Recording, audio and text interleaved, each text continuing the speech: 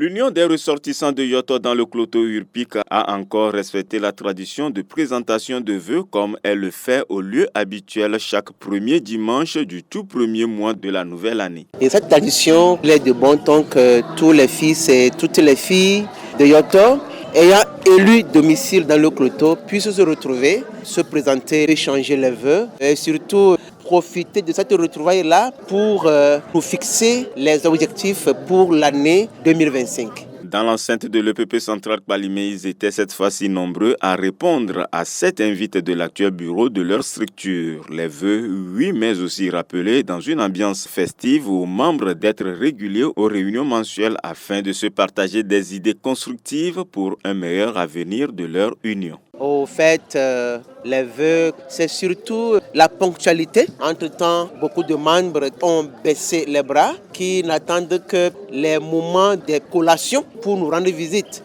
Nous avons saisi cette occasion-là pour les rappeler à l'ordre, que surtout nous puissions nous retrouver de temps en temps. Donc, que le nombre soit toujours élevé pour que nous puissions continuer à réaliser tous les projets que nous sommes en train de vouloir réaliser dans le Cloto. Nous avons aussi insisté sur le fait que tout fils, toute fille de Yoto résidant dans le Cloto doit être un modèle au sein de la communauté. Chacun d'entre nous en a pris bonne note.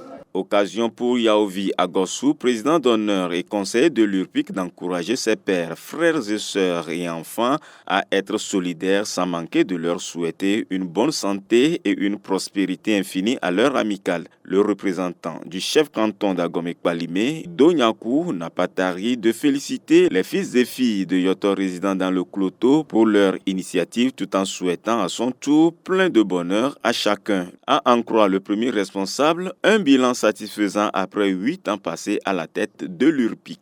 Nous pouvons franchement nous dire que le bilan, pour le moment, est positif. Dans ce sens-là que le bureau qui a été élu en 2017, nous sommes en train de boucler ainsi nos 2 premiers mandats. Franchement, aucune interpellation, aucune sollicitation de la part de tout membre n'est jamais restée sans réaction. Nous sommes toujours en mesure de répondre positivement à toutes les sollicitations. Soulignons que l'URPIC en 2017 jusqu'à nos jours est composé de 13 membres dont 4 femmes et enregistre 2 décès. L'année 2026 prochaine, elle fêtera ses 60 ans d'existence.